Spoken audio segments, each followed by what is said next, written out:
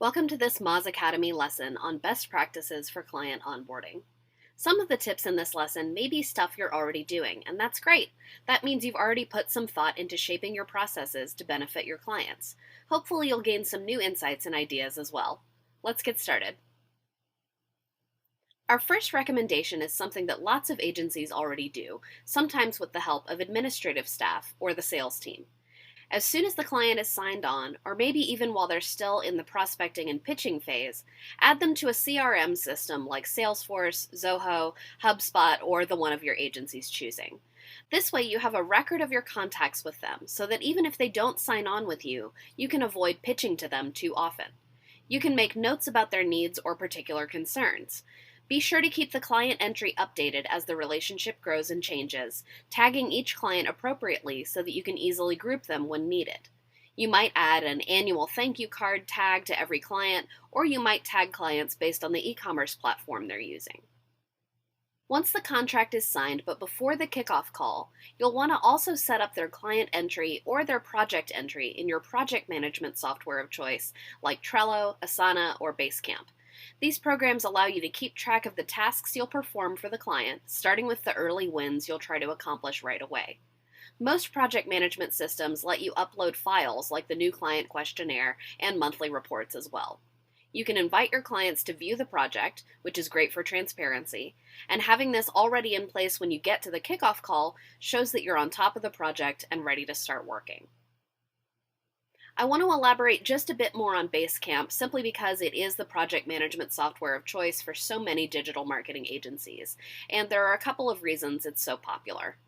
Even agencies that use more robust software like Trello or Asana for internal project management will still sometimes use Basecamp or a similarly structured program for client communication and transparency.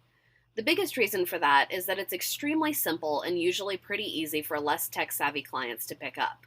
If a lot of your clients are mom-and-pop e-commerce types with little web experience, they'll appreciate a tool that's not too complicated. Basecamp's features cover all the project management bases within that easy format. There's a chat function, a more email-like messaging function, a calendar you can sync with Google or Outlook, to-do lists that you can copy and paste between projects, and document sharing. If you want a really simple system that just about every SEO specialist and client will already be familiar with when they arrive at the project, consider using Google Drive.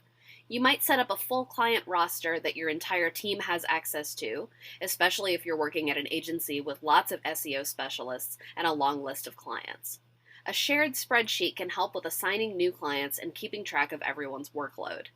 If you have clients who just aren't getting the hang of your project management system, sharing reports and a simple task tracking spreadsheet through Google Drive might be more painless. Just be aware that you'll probably have to combine Drive with other communication and scheduling tools, since it's not an all-in-one project management solution. Now, let's talk about a common mistake that agencies often make at the very beginning of the onboarding process, as well as how to fix it. Here are a few quick questions for you. If you currently send a questionnaire to each new client to get to know their business, when do you send it out? Do you usually send it here, right at the beginning of the onboarding process, and just after the client has signed a contract or made a deposit? Here are my next questions. How often do you experience delays because the client takes too long sending the questionnaire back? And how often do you receive answers that aren't very thoughtful or useful? Instead, I'm going to recommend that you send out the new client questionnaire as almost the final step in your onboarding process. This is after you've set up the client in all of your software programs, after you've had an initial kickoff call, after you've accomplished almost everything you set out to do with onboarding. To look at it another way, based on the primary purposes of client onboarding that we've discussed earlier, you want to send out and receive the new client questionnaire right about here. Here's why. If you do it here, look at all the necessary pieces of onboarding that you're leaving until after you've gotten the questionnaire back. You're asking the client to answer some very in-depth questions about their business and their SEO goals before you've even had a chance to educate them about SEO and answer their concerns. It's no wonder we so often receive questionnaire answers that are unusable. Many clients have never been asked to think about their websites or their digital marketing practices in this much detail before. If you wait until the client feels a little more entrenched in the project and a little more confident that they understand the strategies behind SEO, they'll be much more likely to return thoughtful answers and to do so quickly because they won't just throw up their hands in confusion and procrastinate as a result. Because you will have already had some conversations with the client by this point, some of the questionnaire answers they send you may be redundant. But that's okay. This gives them a chance to let their ideas crystallize, and it gives you a document you can refer to later on when you're making decisions about your strategy. Instead of sending the new client questionnaire as soon as you sign them, use your initial contact with them to ask for their logins to important accounts like Google Analytics and Google Search Console, Moz, their website platform, social, and any other marketing tools or platforms they might be using. You might even ask your sales team to do this as they're transferring contact with the client over to the SEO team. If your agency subscribes to tools like Moz that the client isn't already familiar with, or if you find that they don't yet have a Google Analytics or Search Console account set up, create new accounts for the client right away. Tools like Analytics and Moz campaigns are more valuable the longer they've been in place, and they can take a little time to accumulate useful data. The earlier you get these accounts in place or gain access to the ones the client already has, the sooner you'll be able to start strategizing and pointing out areas for improvement. Another thing those logins will allow you to do early on is to start accumulating some small wins for the client. You can run through a standard checklist of minor fixes in your favorite tools, like filtering out the worst spam referral offenders in Google Analytics or identifying a keyword opportunity or two in Moz's Keyword Explorer before you've met with the client for the first time. This is a great strategy that not only gives you something to brag on when you go into the kickoff meeting, it also gives you an excuse to start communicating with the client as soon as the contract is signed. Early, frequent, and meaningful communication is crucial to successful onboarding. And I want to stress the meaningful part because a lot of agencies will sign a new client, then email them a couple of times to invite them to the project management system or set up the kickoff call, administrative stuff, delaying any real connection with the client until the kickoff meeting occurs. And we all know that months can elapse between signing and the kickoff call if there are a lot of scheduling conflicts or if it's the client's busy time of year. You want to ensure that there's some truly meaningful contact going on during that initial period. This will greatly decrease your rate of churn or early cancellation. One really nice way to do this is to show the client some love on social media. Follow them right away on Facebook, Twitter, Instagram, and especially LinkedIn, but don't stop there. If they've posted something of value to their industry recently, consider sharing it from your agency's social accounts. This shows that you're really paying attention to them and are already getting to know what they're all about. Plus, it gives you a chance to show off your new client. And this will probably earn you brownie points if your agency provides social media services in addition to SEO.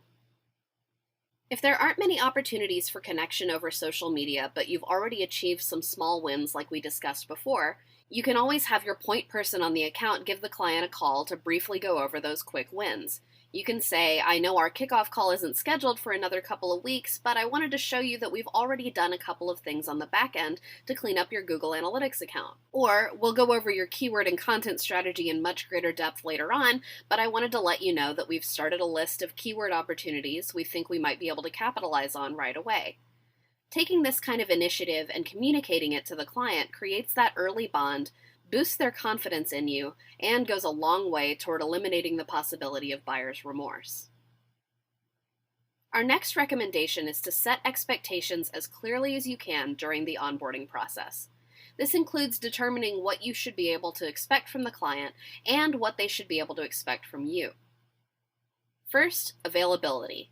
Your SEO specialists and account managers probably aren't going to be available to answer client questions 24/7, and a client who's in e-commerce probably isn't going to answer emails as quickly during back-to-school season or the holidays either. Up front, establish a reasonable time frame within which both parties will respond to emails or phone calls, keeping seasonality in mind. If someone's going on vacation, make sure it's marked on a shared calendar so that no one gets frustrated by delays. In general, both the agency and the client should agree on how much communication is expected. Again, you should both let each other know about any periods you'll be out of pocket and how often you want to check in with each other throughout the project. A once-a-week call isn't a bad idea to recap what's been done, as well as address any concerns that have come up recently. If you find that you're getting a lot of distracting client questions coming in during the week, enforce the expectation that you'll note their questions and answer them as best as you can during the next weekly call. It's important to hold your clients to the expectation that they'll attend the regularly scheduled check-ins as well. Write this into your contracts. If you can't get in touch with the client, you can't maintain a working relationship.